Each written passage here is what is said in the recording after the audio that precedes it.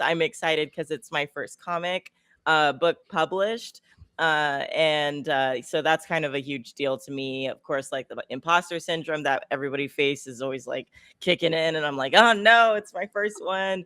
Is it going to be up to par? But sometimes when you first make something, you just kind of just got to relinquish it. You just got to be like, okay, it's done.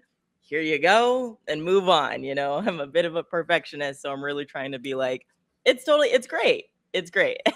It's the first one. That's actually my philosophy that has really helped me overcome my imposter syndrome is that, like coming from a self-taught background, I always thought that that might be a weakness. And maybe in some aspects it is, but ultimately I have come to find that it's one of my greatest strengths is that I have such a different perspective, and that does make me stand out amongst like a bunch of highly professional people. Growing up, I was a huge gamer. Like, for example, I was a huge gamer, only child. So I really relied on games to like entertain me. And I was gaming for a long time before I ever met other gamers, right? And all of the games consisted of very hyper feminine games, like very girly games, dress up games, Bratz games, things like that. And so when I entered the gamer space that was dominated by men, boys at the time, they all kind of like denied my label, my self-given label of gamer, because I wasn't playing the games that they were playing. And that really gave me like, oh, maybe do I like this? Am I even a video game person? Like I was so confused by it. And I embraced their games. I really tried to like, during high school when you're trying to figure it out, I was like, if I'm a gamer, that means like I must be like a tomboy. I must be into this really boyish stuff in order to like I guess justify my interests. And as I grew older and the things that I really like started shining out, which is like I really like the girly stuff. I can't get away from it. I've really embraced it. And so now, even as a comic book artist and like the things that I choose to read, right, which is like what we were gonna get into is like when I was reading comics as a kid, I was like obsessed with Archie. I love Archie comics. I collected them. Something about I don't know, maybe my grandma's influence or something, but I love the cast of characters. I love the romance. I love the just slice of life things, and also the fantastical episodes whenever they had like Sabrina the Teenage Witch come in and things like that. Like I loved that. And then I would meet like comic book readers, and they're like, okay, what about Superman?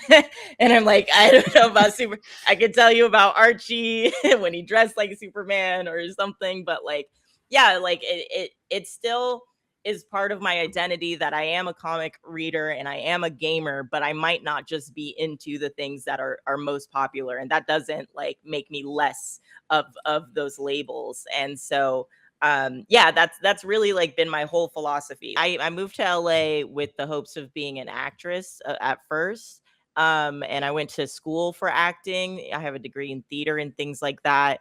And then when I got here, I've always been an artist. When I was doing things for theater, I was doing selling my art to people in order to make money for like different trips and things like that. And so when I came out here, I already knew how to hustle when it came to art. I didn't see it as like a secure avenue, but then I was like, I don't want to do any office jobs or anything that's not creative. So I was doing anything and everything creative. I was face painting. I was doing lots of album covers and lots of just anything anybody asked me to do, I would basically say yes, regardless of what type of artist they needed. So I was doing graphic design, I was doing album covers, like I said, posters, stories. I ended up getting a residency at at VaynerMedia, basically just showing them some animation, some really rough animations that they asked me to do for to audition supposedly.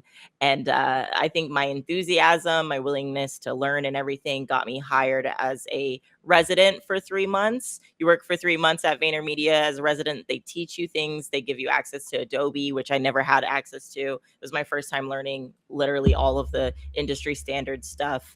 And I did that for I did that for about 2 years, until I was hired as a creative, and then I got to a, senior creator, and basically I was just doing a lot of editing, lots of editing, lots of filming for, Indeed. I was working on Thomas the Toy Train, Chosen Foods, Land's End, like different professional companies, I suppose, and making content for them. And every time I would beg them, like, let me draw something for your company, let me do an animation, let me do something. They just really wanted me to make regular content, like show my face, regular influencer stuff. And uh, I just wasn't getting it there. And I was like, oh, I really want to be an artist. Like, I'm really learning that, like, that was calling to me way more than the theatrical stuff. So I was begging at VaynerMedia if I could teach some art classes there.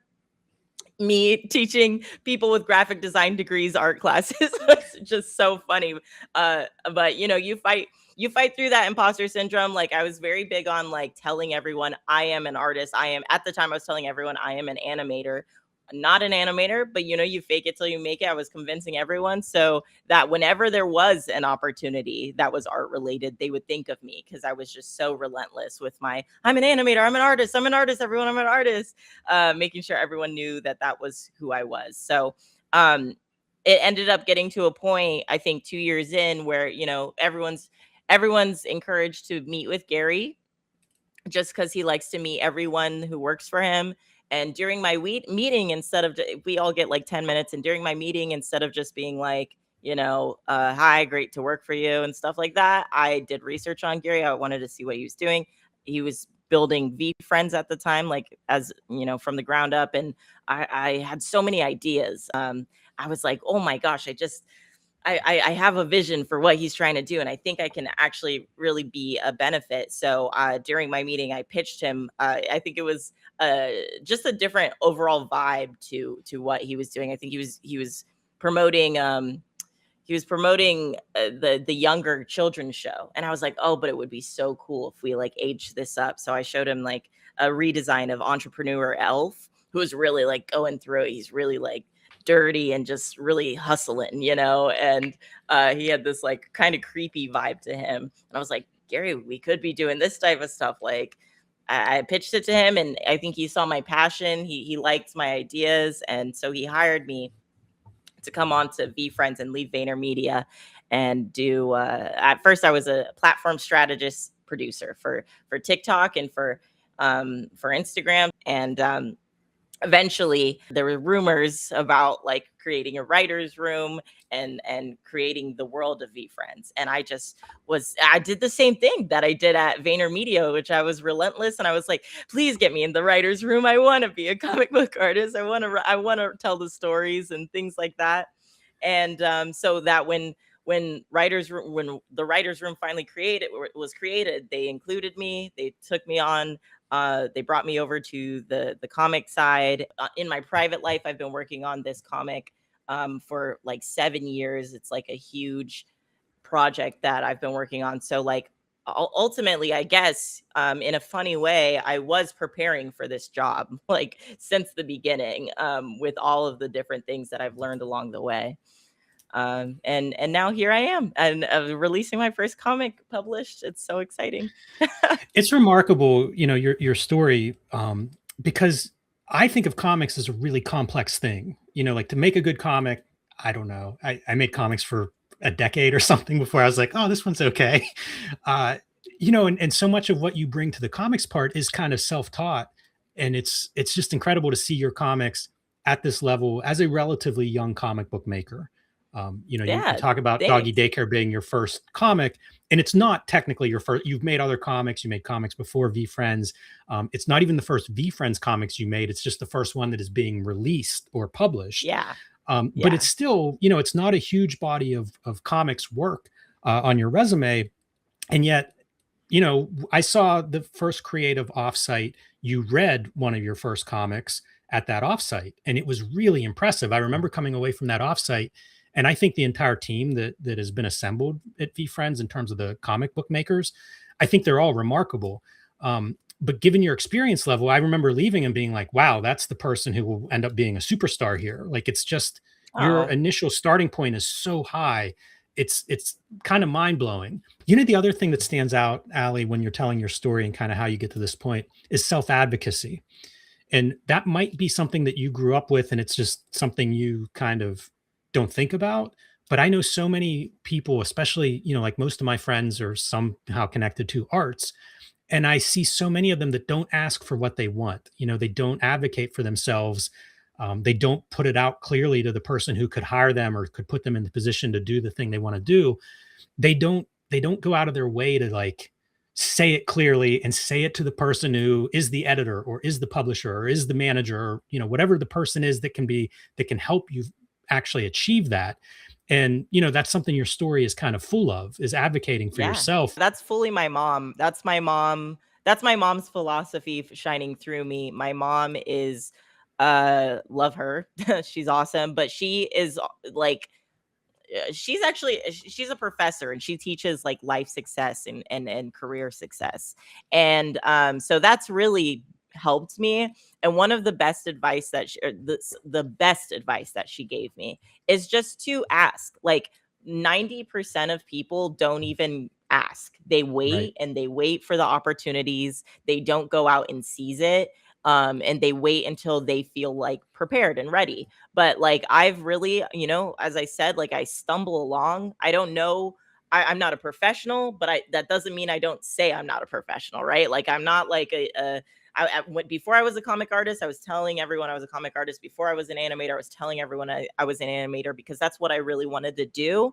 And like I said, like the more you talk about it, the more you say it's like people are going to believe you. You have this confidence. If you demand it from the universe will like bend to your demands. And it's just like constant, just reminding everyone this is what I want to do. Make people tell you no. Like, don't tell yourself no. Ask Yeah, them for that job, ask them for that opportunity, make them tell you rejection no therapy. rather than doing it for yourself, because you just never know what's going to work. Sometimes it's just that small opportunity that leads to bigger things.